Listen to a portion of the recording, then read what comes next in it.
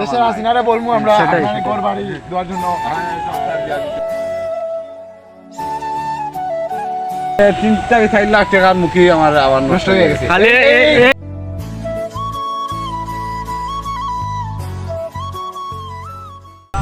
আসসালামু আলাইকুম গাইস, আশা করি সব ভালো আছেন। সুরমা নদীর যে অবস্থা, পানির অবস্থা খারাপ। বাইপাস রামপুর মোড়ে সুরমা নদীর সাইডে আপনারা দেখতে দাও।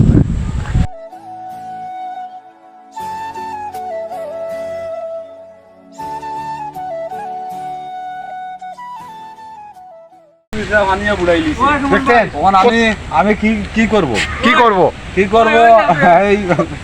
এই দেখেন তো আমার তোমার মুখি বিছরা তোমার পানি নিয়ে গেছে তখন আমি কি করব তখন আমি ক্ষেতের কাজ করিয়া ভাত খাইতাম পারমু কি কৃষি কাজ করিয়া খাইতাম পারমু কোনটা দিত। আর যে এই যে কত টাকা যে আপনার দেন তো 3 লাখ টাকা না আরো অনেক আছে না, আরো অনেক আছে। এই যে ঘর বাড়ি আছে না, ওরা খুব মানে কষ্ট করতেছে নাকি? এই যে আছে না ঘর বাড়ি দেখতেছেন, খুব কষ্ট করতেছে ওরা।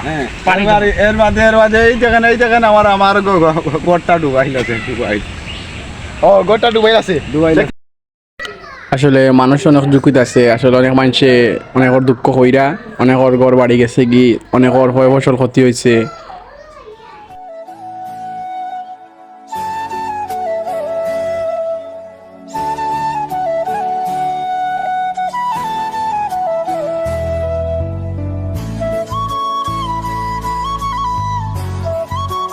সুরমা নদীর পাশে তাদের বাড়ি, তারা একটু ঝুঁকিতে আছে।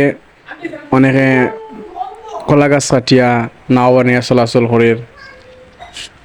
যাদের গাঙ্গের পাশে বাড়ি আছে তার একটু ঝুঁকিতে আছে, কারণ অনেকের ঘর বাড়ি তো গেছে গিয়ে আপনার বাসিয়া।